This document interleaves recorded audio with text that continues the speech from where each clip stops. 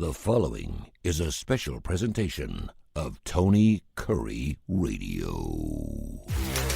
Here we go. Welcome back to K4Wins. I am Tony Kurre. Right below me, Kip Keefer, my partner in crime when it comes to television, radio, and everything terrestrial. We got it going on right here. He, of course, Executive Director of Birmingham Racecourse Casino. We have a big night coming out at the BJCC, or not the BJCC, but the Birmingham Racecourse. If, in fact, you're in town and you're listening to the show, make sure you get after it. We're going to have a large time at 5 o'clock. Plus some details on that. Gregory has done it all when it comes to handicapping. He's the bottom left-hand corner. Kip Keefer, Executive Director and Chief Editor of the Las Vegas Sun. I say the Executive Director because it just sounds really, really important. I don't know if you're actually the Executive Director of that magazine, but I figured you probably would like the idea that I'm actually propping you up and giving you a raise promotional-wise. So good morning, gentlemen. What a busy week we got.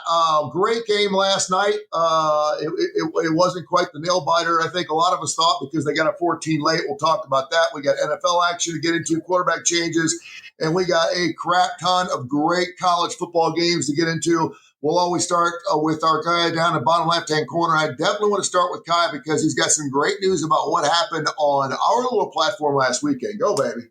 Hey, I mean, you can't make this shit up. You can go to the website. You can look at Saturday 19-3. I was sitting there when I'm posting games, all going, these are way too many games. I know Case plays every game on the board, but way too many games. For us to gave out 22 games. We go 19-3, including our biggest play that we put out as a triple play. We've hit that 3 straight Saturdays. We put out a double play and hit that. The triple play was a team total with Tennessee in the first half. The double play was Florida State with a team total in the first half that went over in the first quarter versus that powerhouse Kent State. 28-9 last week. College football year to date, we are 42-11. That's not bad. 79%, I'm sorry, not quite 80%, 79%. Saturday, 19-3, 86%. Year-to-date, 804, 427, and 15. So I don't know what people are waiting on. Get on board. Yeah, we'll try to get about that 80% this week. Sorry about that, Kai. We need to. Yeah, came up about two-thirds of a point short. I'm pretty sure it was my picks, like the Utah play that some people on here said they didn't like. Last week, I'm pretty sure that is what kept us from 80%, so I apologize. That is no problem, my friend. We'll hold you against it this coming weekend. I'm sure they'll bounce back. Let's go to Case. Let's talk about what games the public is all over. And I realize that a lot of public money doesn't come into the last minute, but I'm just looking at one, first of all, Notre Dame, Arkansas. I would just assume that everyone in the world is on Notre Dame. Let's start there. The Fighting Irish, 1-2 on the season, going to Pitman land and only giving up 5.5. Where is the public money on the college football board?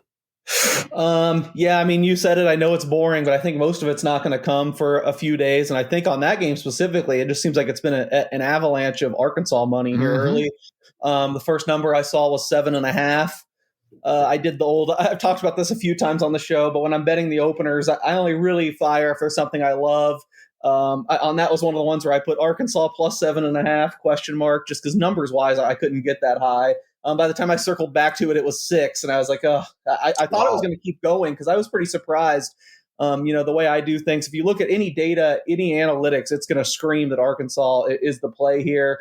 I even wrote about this today in the Sun, and it's one of the big games I broke down. If you want to check it out, LasVegasSun.com. But I said this is like the ultimate numbers versus intuition game to me, because intuitively I feel like Notre Dame, I guess I'm with the public. I feel like Notre Dame just has a higher caliber roster. They should win, but numbers wise, there's just no way you could get the line this high. So I did end up firing a little bit on Arkansas plus 6. What pushed me over the top when I was trying to decide if I wanted to take is, number one, I knew it was going to go down. It just seemed like there was so much interest in Arkansas. But Notre Dame's pretty beaten up too. I think they've got two guys in their starting secondary, including forget the cornerback who's going to be an NFL draft, possible first round NFL draft picks hurt. It looks like Arkansas is a little bit fresher, and I just feel like even if Notre Dame goes up big, I mean this Arkansas offense has been even better than I expected, and I had pretty high expectations. I feel like they're always going to have the backdoor possibility. I wouldn't be surprised if you're right, and by the time we get to Saturday that Notre Dame's taken some money. But right now it's been all Arkansas. I mean, the other big games, I think I'm probably not shocking anyone by saying I think Georgia and Oregon are both going to be public sides. I've already heard a bunch of people express shock that how's Georgia only a field goal favorite. Another one where I think the numbers tell a different story than just what you think off the top of your head. So I think Georgia will get a lot of interest, and then everyone hates Penn State every year. I kind of agree this line seems a little bit high, but I think Oregon will be a really popular underdog by Saturday. Kip, you nailed it a couple of weeks ago, this Georgia-Alabama game. And, of course, if you're Bama fans, we can't believe the line is even 3. Now, of course, the public's looking at going, I can't believe Georgia's only given up 3. What's your thoughts? Well, I mean, again, I maybe, and you guys can, and I always have to choose my words carefully here, but you guys know that by we doing this show every week, how much emphasis I put on where the games are being played. And I think a lot of times we don't put enough emphasis on that. Alabama, as far as what they've done on the field, I don't think it justifies them being this tight of a dog in this game. Georgia has won 33 games in a row at home. They have not lost since 2018. Kirby Smart has not had Alabama in Sanford Stadium in his tenure. The last time he was hit there, he was the defensive coordinator against Alabama, or in an Alabama-Georgia game. He was defensive coordinator for Alabama in the infamous blackout game where Alabama beat Georgia upside down and sideways, but this is a different era. Kalen DeBoer's teams have not performed well on the road. I look at this line, and Georgia only being a field goal at home to me is surprising. I don't know what that's based on. Alabama's potential. They got clobbered at Tallahassee. They come home and beat Louisiana Monroe 73-0, and just a joke of a game.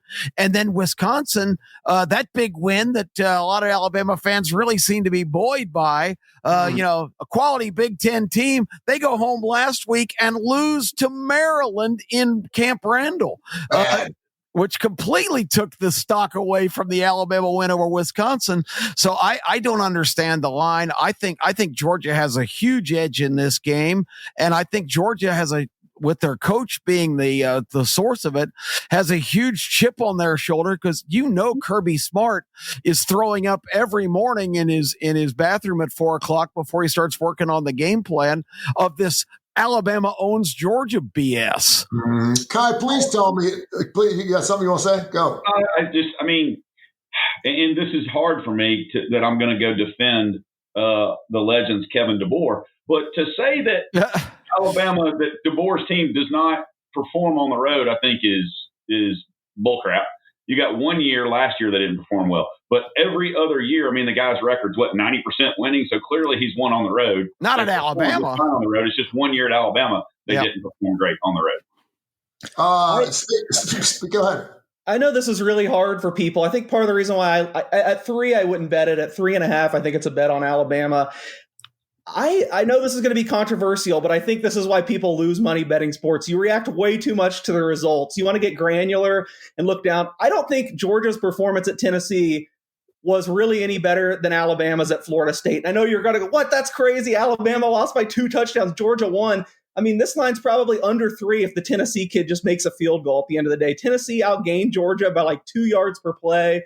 I did not think that was a good performance from Georgia. Offensively, they looked good. Defensively, there were some real holes. And yeah, I mean, Alabama beat up on some poor teams in Wisconsin and UL Monroe, but Georgia played some really crappy teams too and didn't perform near as well. So I just think, and I get it. The home. I think Kip nailed. My biggest concern is being at home. I mean, it's obviously a tough place to win. No one's won there in 7 years. 7 years. Yeah. But I just, if you get down into the data, it says these teams are a lot closer than I think public perception, and it's all because of one missed field goal. I feel like this game, everyone would be say it's a total toss up if the Tennessee kid just didn't shake a field goal at the end of the game. That's a pretty wild swing. Well, let me ask you guys You're this really question. hurting my heart. Stop talking about the Tennessee kid missing the damn field goal.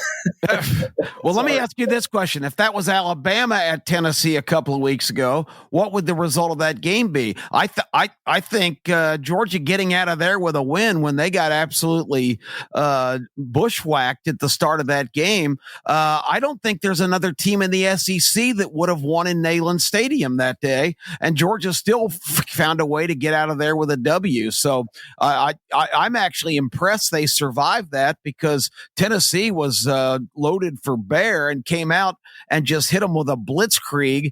You get down 21-7 in that atmosphere, and for them to persevere and come back and take control of the game, Tennessee got back in with a kind of a wing and a prayer play that their receiver outfought the Georgia guy. Anyway, there was just a lot of ups and downs in that game. But, for Georgia to go into that atmosphere in their first road game, their first SEC game, and get out of there with a win, I don't think they're getting enough credit for doing that. I totally agree with you. I totally agree with you. And how many times do we see the script where a team comes out, they're fired up, they're all over the place. The next thing you know, people are texting each other, this is going to be a blowout. Look at this. They're up by 14. Oh, my gosh, I'm turning it off. It's a 60-minute game, guys. You know what I mean? We just got to wait and see what happens. And the Kirby Smarts, the Nick Sabans of the world realize it's a 60-minute game, too. So just hold off to the end. Please tell me, Kai, that you're not licking your chops if that Tennessee line can get down to 6.5 or 7 on the road at the Bulldogs. I know they're undefeated, but 7.5, that looks like a public game to me. And that looks like, what are we doing here? Why are the Tennessee Volunteers favored by more? I'm going to tell you what. Tennessee's defense has not traveled under Josh Heupel since he's been at Tennessee. There is zero chance I would lay 7.5. I would bet the over. I would bet Tennessee team total over. I would bet Mississippi State team total over. But there's zero chance I would lay 7.5. I wouldn't lay 6.5 with Tennessee. Their defense has not traveled since day one under Heupel. This is one I didn't hesitate with. I loved Mississippi State plus 9.5. I fired right away. I made it right about 7. Now, granted, I've been pretty anti-Tennessee this year, although I did bet them in the Georgia game and it worked out. And I've been super high on Mississippi State. I think I've bet them every single week. I don't know. I mean, I know they were terrible last year, but they had a lot in place to kind of transcend this year. And you haven't seen any evidence that they haven't. I think them being more than a touchdown underdog at home, I think there's a good chance you get that 6.5. I at least think this closes 7, because I don't think anyone that's looking a little bit closer can say that as well as Mississippi State had played, they should be more than a touchdown dog at home, in my opinion. You guys mentioned Oregon, Penn State. It's 3.5. Finally, we're going to find out who's the best between these two. Throw out Ohio State because everyone keeps talking. They haven't played anybody, but it's still the best team in the Big Ten. But I'll start with my Big Ten extraordinaire, Kip Keefer. This across the land, man. You know I'm always going to start with you because I know how much you love the Big Ten. This game is going to be a lot of fun, regardless of whether you hate the Big Ten or not. It should be a lot of fun to watch. I guess. Let's see Penn State play somebody other than a junior varsity team, because their opening 3 games are just ridiculous. For them to be the number 2 team in the country, what is that based on? Just the opinion that they've got a really good team coming back, or that that they hired a $4 million defensive coordinator from their biggest rival? The whole rankings thing to me is ridiculous. When your murderer's row string of victories are the 3 teams that they've beaten, good grief. I didn't know Villanova even fielded a football team. I was waiting for Ed Pinckney to run out on the field and upset Georgetown. That's just so ridiculous that they've played that schedule so far of Nevada, Florida International, and Villanova, and are ranked the number 2 teams. It just makes the rankings a joke. And maybe Penn State's going to turn out to be this awesome. We'll find out. But, for all, we'll find out this weekend. We'll find out this weekend. I guess so. But then again, what do we really know about Oregon right now? Except they're a scoring machine. They haven't exactly played a fantastic schedule either. Case has nominated Stanford for the worst team in the Power 4. I think the Oklahoma State Cowboys are right in that discussion. Case, I got to ask you this. How in the hell does Mike Gundy keep his job? I guess, he's gone after this year for sure. I know I'm not really in the know and all this stuff, but I do know when Pry and Foster got fired, last week? Yeah, there was some surprise from the college football establishment that they did it before this. What is it? You can still redshirt after 5 weeks now. Mm-hmm. So I think there's some talk that a smart program wouldn't want to fire their coach until I think after this week. So maybe that's some of these guys like Gundy. Again, I'm speaking out of my butt here. I don't really know all the ins and outs, but I do know they were saying that it was kind of disadvantageous to not just wait a week to fire those guys. So maybe Oklahoma State's just being a little smarter. And I think his papers are coming soon, though. If he's going to buy out at all, they're screwed. I mean, I don't know what his buyout is, but he's been there forever. And again, he's got pictures of somebody because he has been there. As long as he throws in a 9-win season every couple of seasons, he's good to go. But this year, they are horrible. They have no money. I do know that. Me and Kip talked about this when he was here. Since T. Boone Pickens died, I mean, they have just had no money in the athletic program. So that probably is part of it. Not really wanting to scrounge up the money for the buyout. I happen to know somebody that goes to school there and plays defensive back, and that is absolutely true because his NIL deal that he has is kind of horrible. He got a raise to go there, went there instead of Arkansas, and he's leaving after this year. So there may be something to what you're saying because I know how many games they're into the season, and good Lord, they're a 20.5 point favorite or 20.5 point dog at home against a horrible Baylor team. That's unbelievable. Yeah. Guys, I'm also interested in this game. As great a coach as Dan Lanning is, as impressive as Oregon's been last year, and Case probably has the numbers, Oregon going west to east did not travel very well. They almost lost. I mean, came ridiculously close last year to losing to horrid Wisconsin on the road.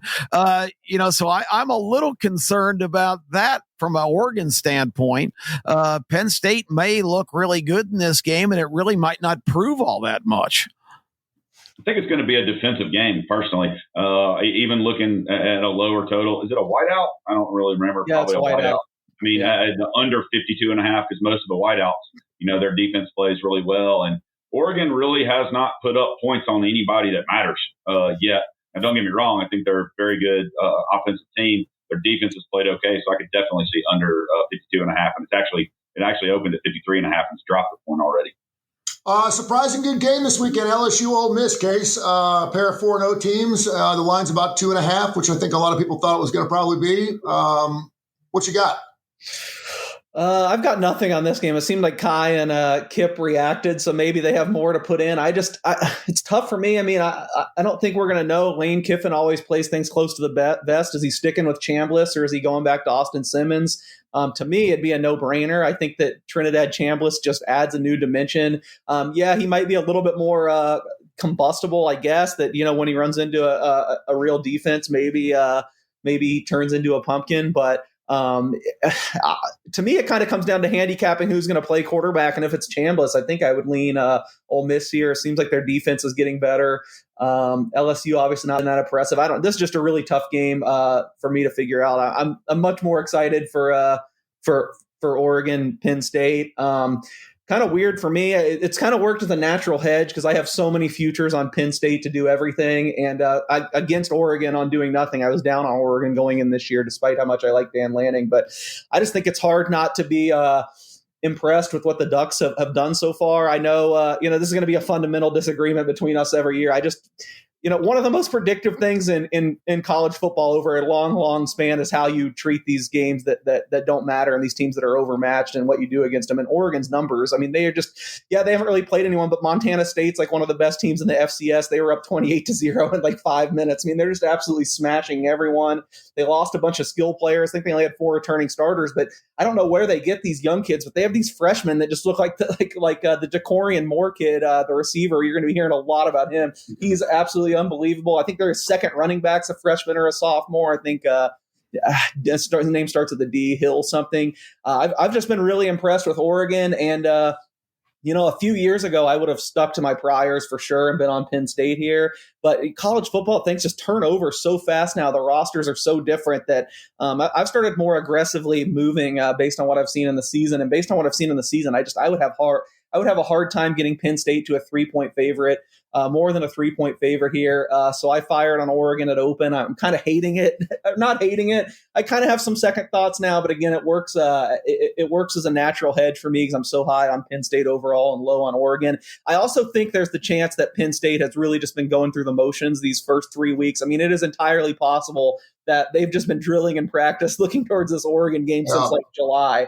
But I mean, we were kind of in the same situation a few other times before. I mean, I not to keep bringing up Georgia, Tennessee, but we were in the same situation for Georgia, Tennessee. I heard a ton of people picking Georgia saying that, it's all much ado about nothing. If they hadn't looked so good so far, they have all this special stuff they're going to throw at them. And as we said, even if you're super impressed with their win, it's not like they came out and were gangbusters. So I have some questions about Penn State that I didn't think I'd have, and I think over 3 is a little much. I wouldn't take any less than that, but for better or for worse, I'm on Oregon, despite being Mr. Penn State in the offseason and skeptical of Oregon. No, I was one of those guys too. I thought Georgia would just hadn't seen, they hadn't played by. They hadn't seen anything. The next thing you know, they're out there and they're losing 21-7. You're like, wow. I mean, Tennessee does look fantastic in that ball game. How is Oregon's new quarterback going to play in that pressure cooker environment? I mean, he really hasn't been on a big stage yet.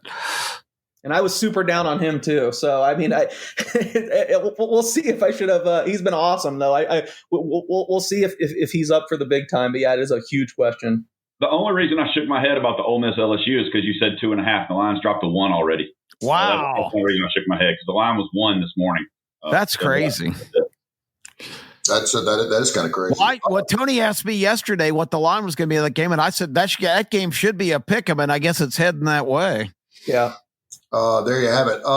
Every game has been talked about, including several of the SEC games. But the one, of course, everyone around here wants to talk about is Alabama and Georgia. And we just talked about that just a few minutes ago. Another game really interesting, Auburn at A&M. Auburn catching the same number of points they had at Oklahoma at 6. What's your thoughts on it, Kai? I don't think Texas A&M is as good as Oklahoma. I just don't. If I can get 7, I probably take Auburn plus a 7. And let's be honest. If Auburn doesn't get the ball at the 1 and just act stupid, Oklahoma doesn't get that cover as well. I think Oklahoma's defense is better than Texas A&M's defense. I think Oklahoma's offense is better than Texas A&M's offense. I think Auburn is a better team, and their second road trip versus their first road trip, I think they'll be better. If I can get over a touchdown with Auburn, I'm going to get it. I don't know that they'll win the game. I don't think they will, but I would have to get it. If I can get at least a touchdown, I'd have to take it. Any other thoughts on that, guys? You like it too, Kai? I mean, I'll gladly tell you when I get bad numbers. Luckily, these games have just come up where I've really the market seems to be moving with me. I bet Auburn plus 7.5 at open. Not something I love. I mean, it's a really tough spot going back-to-back road games. But, I mean, let's be honest, they kind of got screwed in that Oklahoma game. I'm not saying they should have won, but there's no way they shouldn't have covered. And I kind of looked at it similarly at a Kai. I mean, I've been impressed with Texas A&M, but I definitely have Oklahoma rated higher. And then to go across, I mean, that game closed 6.5 across the board. To go a point higher over 7, I thought that was a little too aggressive. So I played Auburn plus 7.5, and that would still be my lean even at 6.5. I'm calling it up right now. I think I made Auburn about like a 5.5 point underdog. So we'll see. The one thing that scares me is getting up 2 weeks in a row for a spot like this when A&M's coming off of a bye, but I think Auburn's awfully good. It's just too bad they couldn't find someone that could pass. I feel like this team's like SEC championship caliber if they just had. And I know Arnold's done some good things and gets out in the open field and he's been electric. But man, if they just had a little bit upgrade at quarterback, I think they'd be really, really scary. Ohio State give it up 8.5 at Washington. Kai, you're shaking your head again. You shake your head almost every single time I throw a line out. I can't tell if I'm doing. I'm looking at the lines right now, so I know what I'm looking at. So I know that's the 8.5, right? What are you shaking your head at? I jumped on it early. When it was 8, honestly, I bought it down to 7. I know Case and I've already talked about it. I think he disagrees on that one. I just think Ohio State is much, much, much stronger than Washington. I know it's road and all that, but I think Ohio State goes in there and lays the wood to them. And I could be wrong, but I can't see where I am. I think I actually ended up picking Ohio State -8 in my column. I will say I really badly wanted to be on Washington here.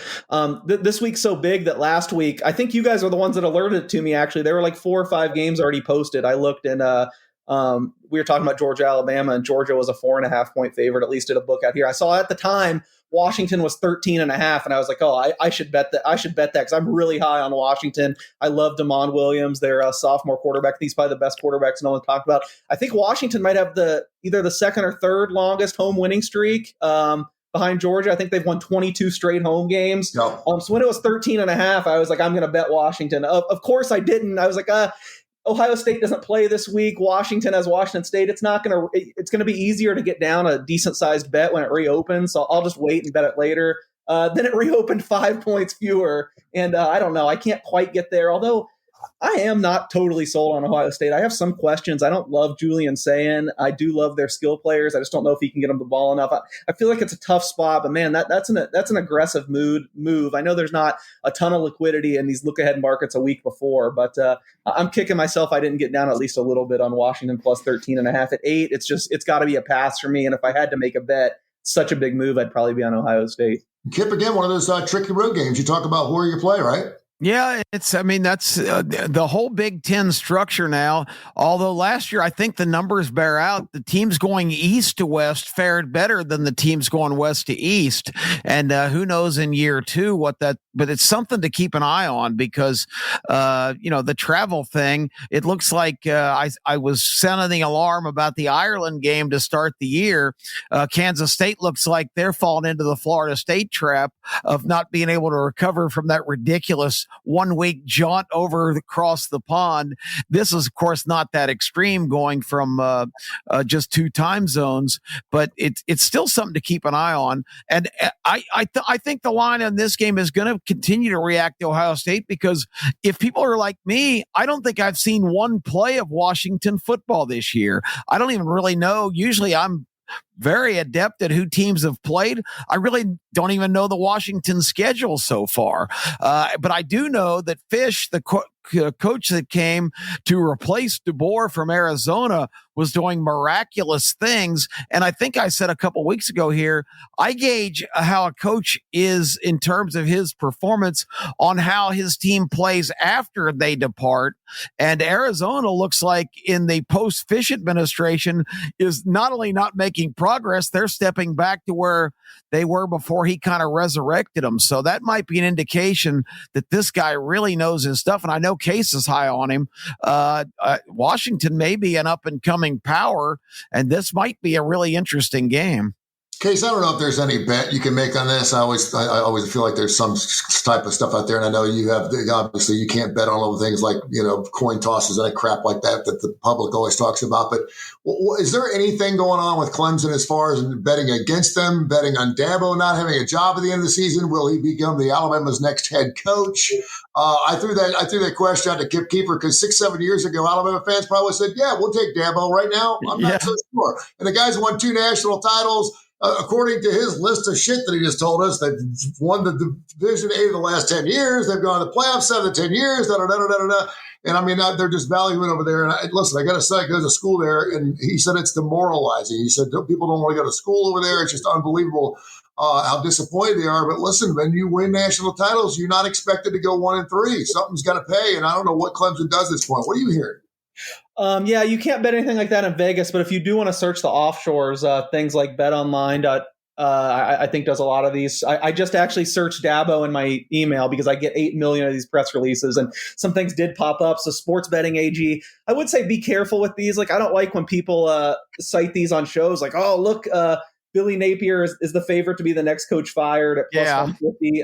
Gundy's 3-1. The thing is, you can only get like $200 down on these bets, so I don't really consider it like a true market. It's mostly for marketing purposes, and shout out to them. It does a great job with marketing. The only Dabo press release I've gotten with it, there is a market on Clemson's next head coach that Sports Betting has posted.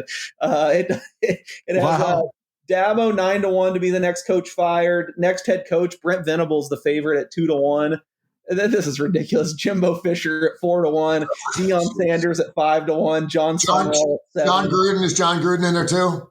I would think he's got to be, but I don't see him near the top. Oh yeah, 12-1. He's about the 7th choice. So yeah, I mean, I can't believe I was the biggest Clemson detractor I felt like of anyone, and I still can't believe how far it's fallen. I was on them last week against Syracuse, and I was dead wrong because they no-showed. another game. It's and now they've hit their under 9.5. They're minus 257 over. I know. I had that. One book here, I got as high as 10.5, and it wasn't even bad juice. I think it was like under 10.5 minus 130. And I just couldn't quite bring myself to bet. I don't think I've ever lost an over bet 4 weeks into a season in anything. Yeah. By the way, my Reds saved my ass too. By the way, they were squandering, and of course they've rolled off 5 games in a row, so they get to the over 9.5. So those two bets kind of wipe each other out. But we'll talk some bases coming up here in just a few minutes. And yes, Ryder Cup, we're going to get to that here in just a few minutes. A lot of NFL action going on this weekend as well. We have another show coming up Friday morning at 10 o'clock. We'll really get steeped up on some more college football, our picks, and certainly on the NFL coming up on Friday's show. That should be really, really interesting. I don't, and Kip, and I know where you're going, and you're the old man on the front porch of the thing. You're telling the kids to get off the lawn moment. I get that. I understand. We've been talking. I'm actually begging them to cut the lawn because nobody else wants to do it. Yeah, go ahead. Yeah, we've been talking, why we have polls for 35 years in sports radio. It was a go-to subject. And again, people, we need polls. We have to have polls. I understand that. I will say this. There's something, I saw something like over the last 15 years, the average number of teams that were preseason top 25 that didn't make it at the last poll is like 3.7 teams, which is pretty damn good. Last year, I think there were only 2. Florida State, Arizona State were the 2 teams, or Arizona State was the 1 team, and Indiana were 2 teams that got in that weren't supposed to, and Florida State fell out. And certainly Clemson is at FSU last year where they just totally missed. And Michigan was a top 10 team last year. Michigan was the other one. Michigan and Florida State, you're correct. 2 top 10 teams that just fell out. So for the most part, they come pretty damn close. I'm not saying Oregon is going to be a top 3 team by the end of the season, but we do our homework, and that's what we're doing, homework, and you base on what you look at. You look at what you got going. You look at what's coming back. You look at who they beat last year. You look at your schedule this year, who you're going to be on the road, and you make your best shot at it. And you look at name brands. That's you look at name brands. Absolutely. Yeah. I mean, it's not that. The thing is, I don't give a lot of credit for a high percentage of the top 25 teams being there at the end because there are so many that are the easiest thing to eliminate right off the bat because there are teams aren't going to be any good. So I just think the pool is pretty small, and I don't know what everybody else thinks. But it is what it is, and we're glad we have polls because it's the first thing I look at when the first poll comes out. Everyone wants to look at the first poll. Yeah, I guess. But at this point where we're actually playing games, I don't know how you make the number 2 team in the country a team that's played a joke of a schedule. I'll tell you right now, if Penn State ends up losing, 4 games, they won't be number 3. It'll fall out. They'll fall out, and the voters will subjectively make sure they don't stay in the top 3. So they'll lose their positioning, and that's the way it used to work. But from a schedule standpoint, they can't possibly lose 4 games unless they lose. The whole team gets. I just don't want to have this. I just don't want to have this argument every year, 4 weeks into the system, that they haven't played anybody because it felt like we did this last year. It felt like last year no one played anybody. I don't know if anyone ever had a strength of schedule last year because it was like, well, they haven't played anybody yet. And I'm like, guys, we're 6-7 weeks into the season. I mean, everyone can't suck. I mean, everyone's I was delighted last week. Florida can't be the only team that's played anybody. I was actually delighted to see some teams line up that had a pulse play each other last week because we saw very little of that. But you even just said Penn State and Oregon. You don't know what Oregon is. So, I mean, that's a hell of a matchup. But you're like, but I don't know what Oregon is. So, I mean, you can't even say that that's a good matchup, right?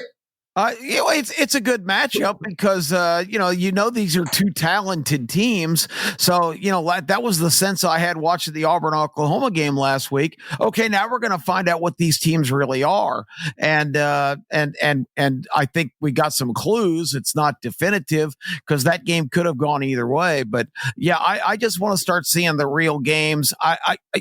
I've been doing this for 25 years.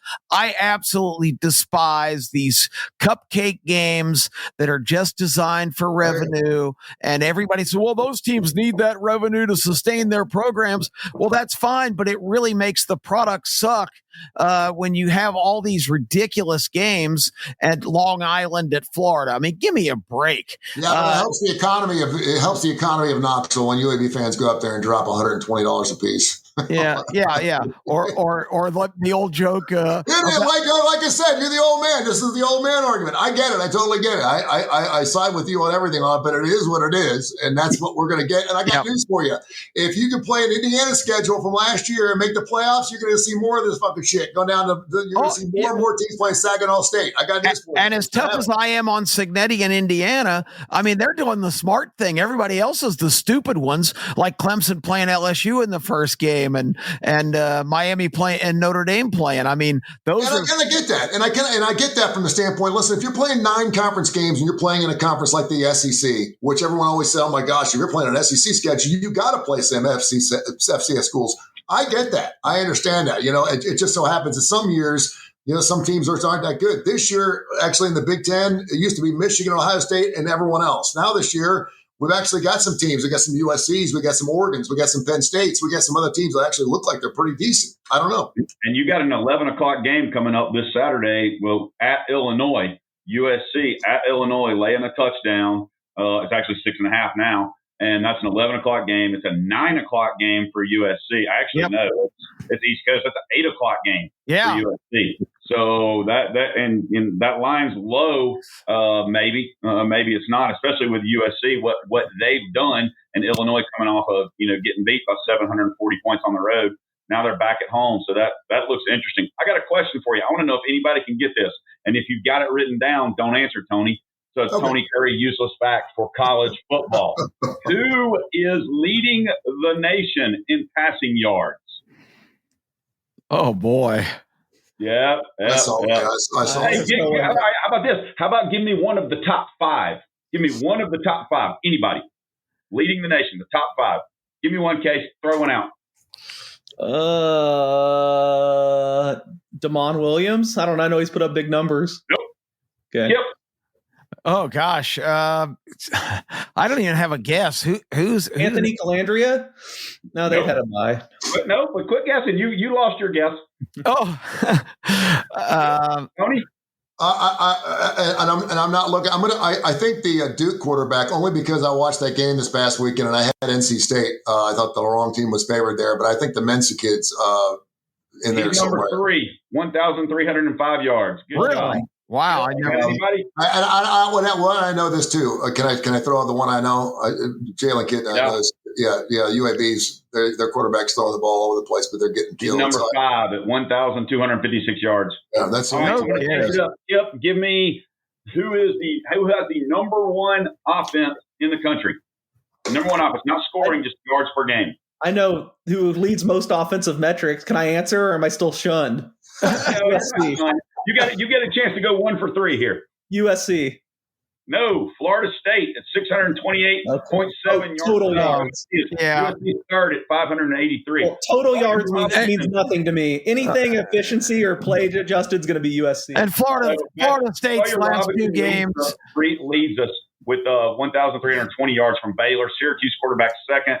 Duke third. Eastern Carolina's fourth. But to tell you how much passing yards don't matter, again, Kitna is fifth with 1,256. Yeah, that makes Florida State has the number 1 offense. Indiana second. USC third. Texas Tech fourth. Virginia 5. The reason I bring it up, 1 and 5 there play Friday night. Florida State at Virginia. Yep. Florida State has suppressed East Texas A&M, which only has 12,000 students. I have no idea. They're in Commerce, Texas, and of course they beat mighty Kent State last week. So I'm sorry.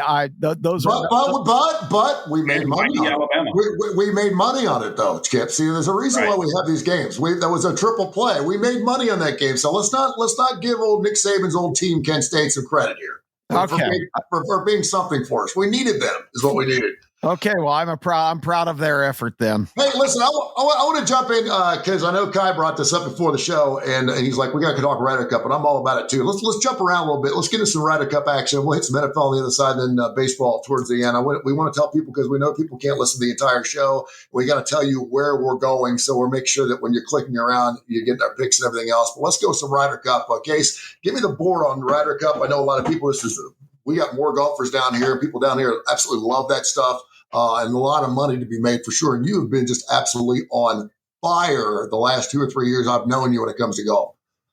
Yeah, I'd say golf had kind of been my bread and butter betting wise. I will say full disclosure, I haven't had a really good, I think dating back to the summer, I've definitely cooled off. Golf has not gone well. Luckily, when I was talking about it a lot on you guys' other show, the starting lineup, I was red hot to start the year. I was just crushing everything. Yeah, the Ryder Cup too. It's going to be interesting. I always wish it wasn't during football season, but yeah, this weekend at Bethpage Black in New York, USA versus Europe. You're seeing the U.S. take some money here early in the week, which doesn't surprise me because all these national sports books, I think everyone just wants to bet on the Americans to win. It's not like the big sports books here aren't international right now. So I do think the U.S. is the likelier winners. I mean, we've seen the home team win, I think, every year dating back to 2012 at Medina, where Europe won that one. I just think, and Europe's been more successful overall. I still think the U.S. team edges them slightly in just about every area you can make it, but emphasis on the word slightly, because in past years, the U.S. team was clearly better on paper in every area, and Europe still gives them fits. I think the depth advantage that the U.S. has had for a long time is really kind of gone now. Europe kind of has the better young players with Ludwig Aubert, who's just, probably has the most beautiful golf swing you'll ever see. I think he's only 25 years old. Even Rasmus Højgaard at the bottom, 24-year-old, can just hit it a mile, which I think is really important at Bethpage Black. I do want the bombers, the guys who hit it the furthest. Obviously, America's kind of number two behind Scotty Scheffler. Bryson DeChambeau is the longest hitter in the world.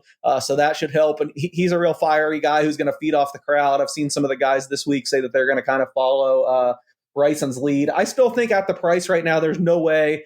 I don't think you can lay a price with the U.S., especially in the most popular market is to lift the trophy. I think the U.S. is opened up to like a minus 160, minus 170 favorite.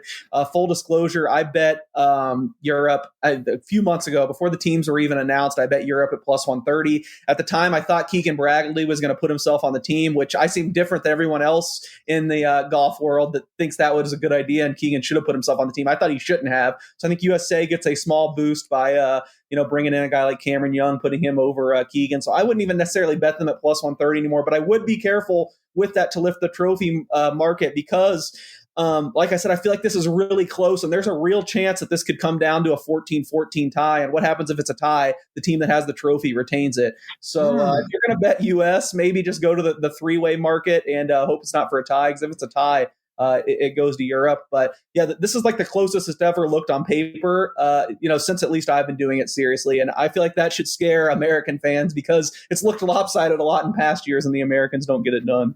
And the tie is plus 1,200. So, I mean, you go put in, $25 to win plus 1,200. Not bad. That's pretty good. It could be 14-14. I'm sitting here looking at some of the numbers right now too. What am I saying? The U.S. minus 150. What are some of the lines for teams right now? You have it about right. If you have it, minus 150 is actually a little bit cheap compared to the rest of the market. So I just said not to bet US, but if you're just so patriotic and can't help it.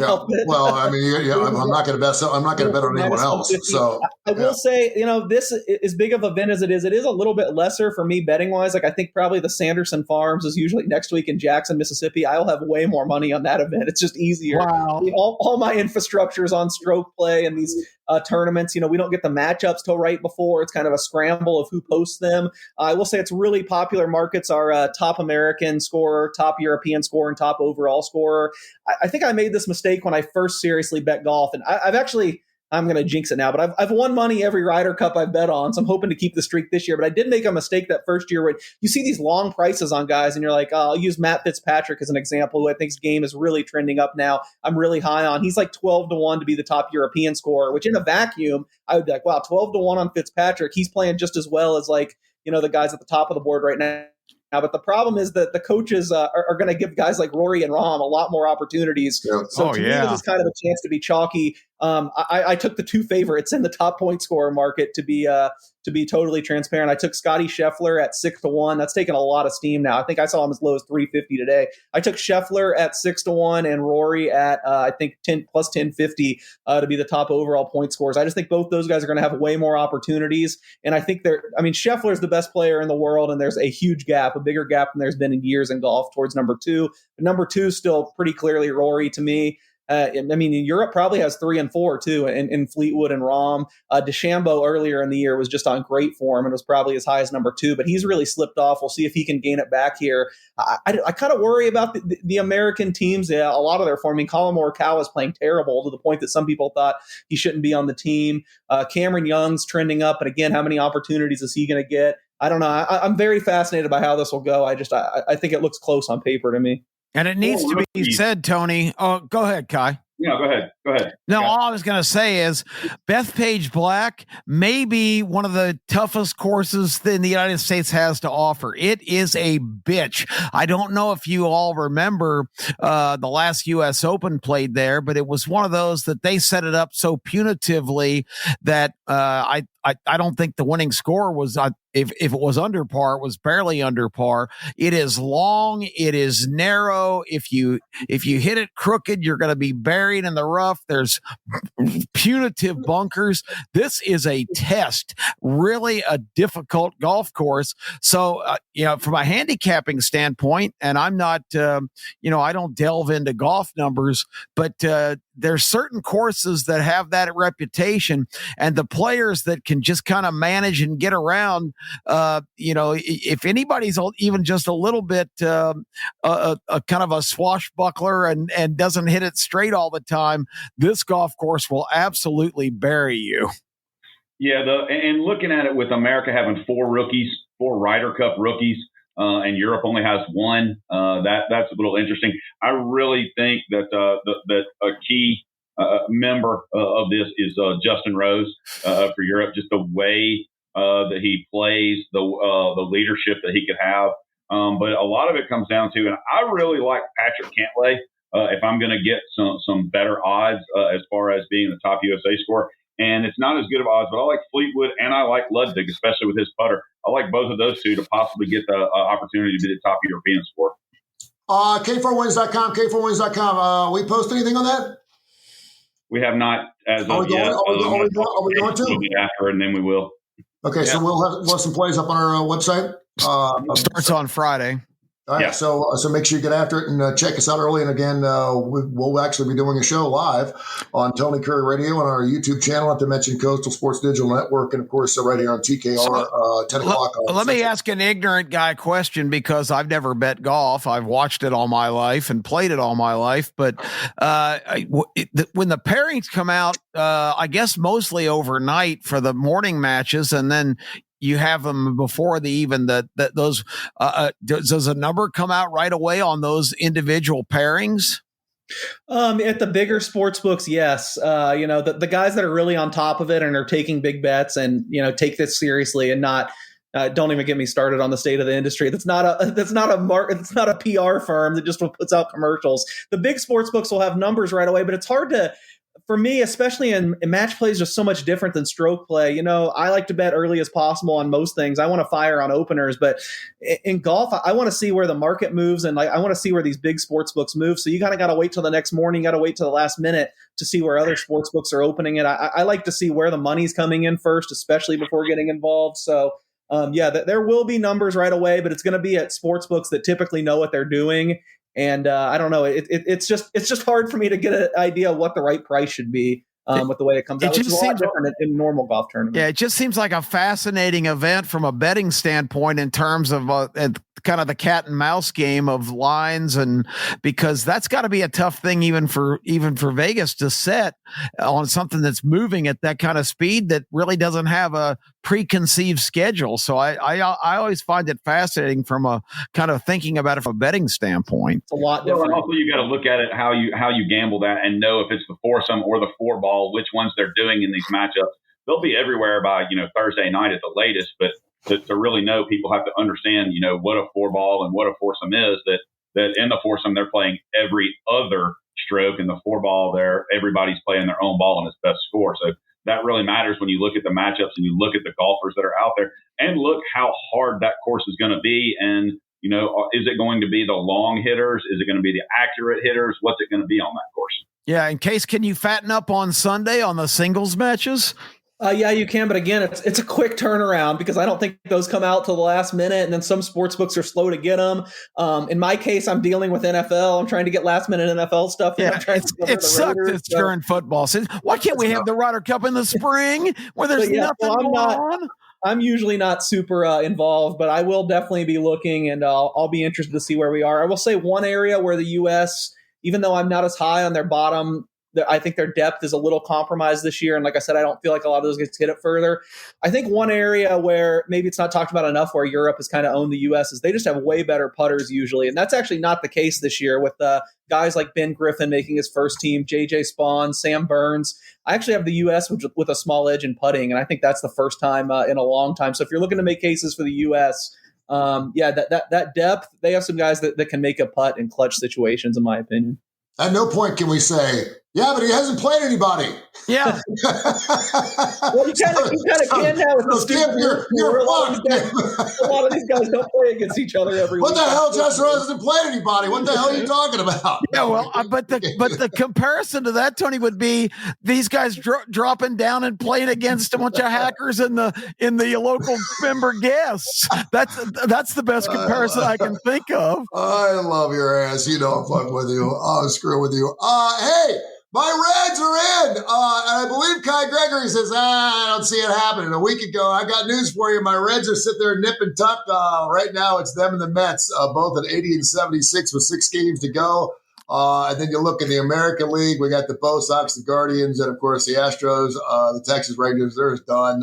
Arizona Diamondbacks have a shot. Their game out, but again, only 5 or 6. I can't believe the Mets have just fallen apart. I can't, but to be honest with you, I cannot believe how Cincinnati is winning baseball games. I mean, they're throwing one-hitters. Green had a one-hitter the other night. Abbott went off and won a game 2-0. Their pitching is fantastic. And I think, for the most part, Cincinnati's pitching's finally come together at the right time. Now, we'll see if they can hold it together the last 6 games. I like their Pittsburgh and Milwaukee matchups. But, Kai, what you seen in Major League Baseball, I actually got something to look forward to in the next couple of days. I actually think Cincinnati might have the easiest road to make it and to win and to get in because they have Pitt. We don't even have to say anything about that. They're at Milwaukee their last 3 games. Who knows what Milwaukee's really going to be trying to do. The Mets are at the Cubs and at Miami. I don't really love the matchups. I want to see the pitching matchups. In Arizona, God love them. They're playing the Dodgers and then they're at San Diego. And it's just going to depend, what those 2 teams are doing. I'm really excited that starting even today, you've got a playoff atmosphere matchup with Detroit at Cleveland. Yeah. What about the Tigers collapse? Good grief. Boy, they run 7 games off. And isn't it crazy to see a team get that hot at this time of the year and just fall on their face? I mean, Braves go in there with nothing to play for and just punk their ass last weekend. You can still get Cleveland right now, plus 40 today. That's amazing. Scooble's going for Detroit, but he's had some good outings, but he has struggled over the last 6 starts. Been a little shaky. And Cleveland starter, I don't even remember. I think it's Gavin Williams. Yeah. If I can get Cleveland, plus 35 or 40 right there, I really like that. But it should be a sold out stadium and it should be, a playoff atmosphere there. Oh, yeah. In the American League, unfortunately, I think Boston is probably screwed. They should be in, and I know they're like 80%, but they're at Toronto, and then they play Detroit at home for 3 games. The Yankees have the White Sox in Baltimore. Cleveland has Detroit and Texas, and then Detroit has Cleveland and Boston. Houston, we'll see. Oakland and the Angels. Houston may have, although at Oakland it's not going to be easy. Those last 3 games against the Angels could propel them into the playoffs, and Boston, if they don't go at least 3-3 their next 6 games, they may be out. Yeah, I'm just excited. I mean, because from a hometown standpoint, my Bengals look like, oh my God, my Bengals look so bad this past weekend, by the way. And of course, I played them. We were doing the show, and I'm like, 2.5. What is Minnesota got? They don't have a quarterback. Blah blah blah, and they just absolutely got bludgeoned. They looked horrible. Let's talk some quick NFL here before the top of the show. We do have some interesting games this weekend, of course, including it seems like every time Baltimore is playing a football game, it's a fantastic game. And it will what about Detroit last night, just running the ball down their throat? Yeah, that was something else. And I think a lot of people were really surprised by that because that was a Detroit team that, quite frankly, we knew was there. And I know you've been high on them case all season long, but to get that done on the road was huge. Yeah, I was not high on them last night. I had a really good NFL Sunday, and Monday was a disaster, especially with the way the game went. I lost 3 props on the final drive. That was brutal. I didn't see it coming. I know the Ravens had Matabuke and Kyle Van Noy out, but the Lions had guys hurt too, so I didn't think it'd be that big of a deal. But man, my respect for Matabuke just went through the roof after seeing that defense without him. I mean, he's just the fulcrum of everything they do. And like you guys said, the Lions just won at the line of scrimmage. I was pretty surprised by that result last night. And I took that one on the chin. It hurt quite a bit. Yeah, looking forward to this week coming up, week 4. I think we got some good games again. I mean, I pick them on Thursday night, which Seattle and Arizona. I haven't really waited. I guess I did bet the under 45. Oh, thank God. Finally the under's taken some money. I bet some under 45 pretty big, and it actually moved the other way for a second. I didn't really get it. I know that's another one where there's a lot of defensive injuries. Arizona's secondary is depleted. Seattle has some guys out too, so maybe I'm setting myself up for failure. But 43.5 now, I still kind of feel like that's maybe an under game. We get the return of the early morning European game, Minnesota and Pittsburgh. Pittsburgh's got to be the least impressive 2-1 team ever. They had no business beating the stupid Jets. They get crushed by Seattle, and then last week they Ramondre Stevenson fumbles twice within the 5-yard line. They recover the ball. They're +5 in turnovers and win by the skin of their teeth. I don't know how Pittsburgh does this year after year after year. They look crappy and they somehow find a way to win these games. Mike Tomlin. Yeah, Mike Tomlin. You're right, coaching, man. It's all you can point at. Absolutely. What about Baltimore at KC? I'd monitor those injuries. I mean, I actually don't think I have anything on this game. I don't think I might have bet the total actually a little bit. I might have taken some. I don't know how it's moved. Let me look here really quick. I did bet some over 48.5, which I like even better after last night. I had the spread right about where it should be. Although, I mean, it seems like Kansas City kind of got it together in the second half against the Giants. There's some talk that Xavier Worthy will be back this week. I mean, I really monitor if there's any chance Matabuke can play, because I think after last night, I'd say he's like a top 5 most important Raven. So I have nothing there other than the over. The side looks about right to me. And what about the emergence of Tyquan Thornton, who just, I mean, you talk about a guy comes out of nowhere. He won the game for Kansas City the other night. Yeah, he's known as one of Belichick's big busts, second round pick. And then, he seems like he got some chemistry downfield with Patrick Mahomes, and that's what they. I'd never heard of him before, and boom, now he's not dominating the game in the second half. Yeah. By the way, that Seattle Arizona matchup you mentioned on Thursday, and a pair of Monday nighters, including my Cincinnati Bengals playing at Denver. It's like I don't even know if I want to watch that game. They're catching 7.5. I really don't. I am so down on my Bengals, and I know they're 2-1. But that was just, tell me it was just a nightmare that I saw this past week, that Cincinnati's really not that bad. I mean, defensively speaking, we've been talking them as a 48-point defensive team all year long. They're going to give that kind of points up. But good God almighty, if they can't score some points, they're in trouble. Yeah, I mean, that wasn't even the defense. It was Isaiah Rodgers. Oh, my God. What the hell? Dude. Turnovers. Historical great game. Yeah.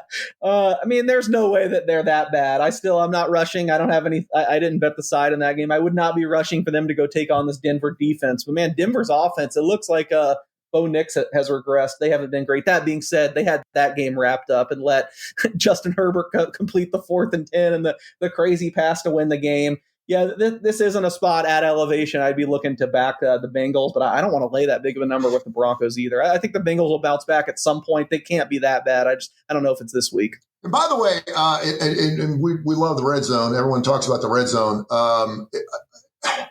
I can't tell you, when Hanson comes on, when what does he say? When winners turn to losers or losers turn to winners, whatever. The witching hour. Yeah. It is so flipping true. It's amazing how good you can be feeling, like at around, I don't know, 242, 243, 244, and then feel like total shit like 5 minutes till 3. I mean, it happens every weekend. I'm feeling, and there were a couple of backdoor jobbers, even the Kansas City game, there's a couple of backdoor jobbers like picked up fumbles and running in for touchdowns with no times left on the clock. Block kicks. You gotta be, block kicks. You gotta be, and I mean, geez, oh my God. I'm like, dude, I mean, it gives me a heart attack. It really is. I mean, every single week I'm like, I want to watch, but it just pours your heart out, and it seems like more times than not you're on the wrong end of that. It's just an amazing game to watch. It really is. Yeah, that was an especially wild week last week. I mean, we had the Eagles backdoor cover with Jordan Davis running in the touchdown, and then right before that, I thought the craziest play ever was the Buccaneers Jets. I mean, I think the Buccaneers were up 27-6 or 23-6, whatever. With 13 minutes to play, they lose. The Jets come back, and I mean, and if you feel like the Jets, I mean, just from a winning standpoint, you're feeling pretty good. Then you're losing cash on top of it. Shit, I mean, it's like, oh my God. Oh, well, it couldn't have better. I've got a lot of respect for you guys that actually put money in. You know, I follow this. I always have an opinion, but that's why I don't actually. And it's not because I'm tight or anything, but it's just too nerve-wracking and too just emotionally distressing.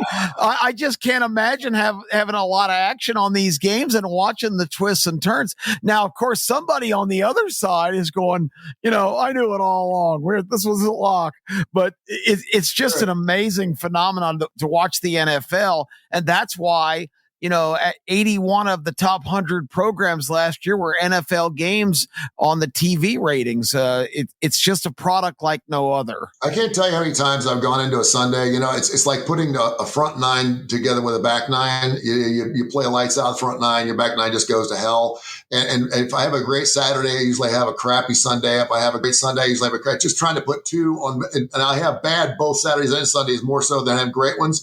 But I can't tell you how many times when I feel like I'm going to dig myself out of this huge hole at 2:42 on Sunday afternoon, and all of a sudden I'm calling my banker at 3:15 going, okay, now do I need to double up or just call it a night because the games have switched on a dime like that? Hey, real quick, Tony, and that is why, you know, for our subscribers, Sunday, we even said after the 19-3 Saturday, everybody wanted action, so we put some plays out Sunday, obviously. But we also said go very lightly. You are up. Collect from your man.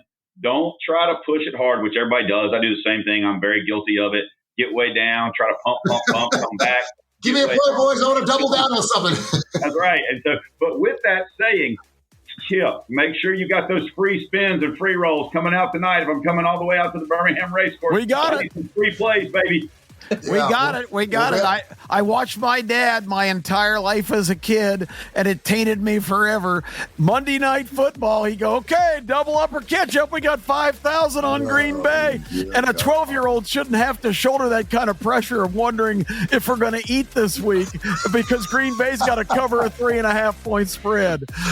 All right, guys, we're back at it Friday morning right around 10 o'clock Central. As always, great job, and thank you so much for being part of the Digital Sports Network here with Coastal, and, of course, 1029thegame.com. Tony Kurre Radio, we're doing really well there as well, and can't wait to get some more games and continue our 80% clip going into this weekend. It's going to be a fun week. Thank you, guys. Appreciate you, man.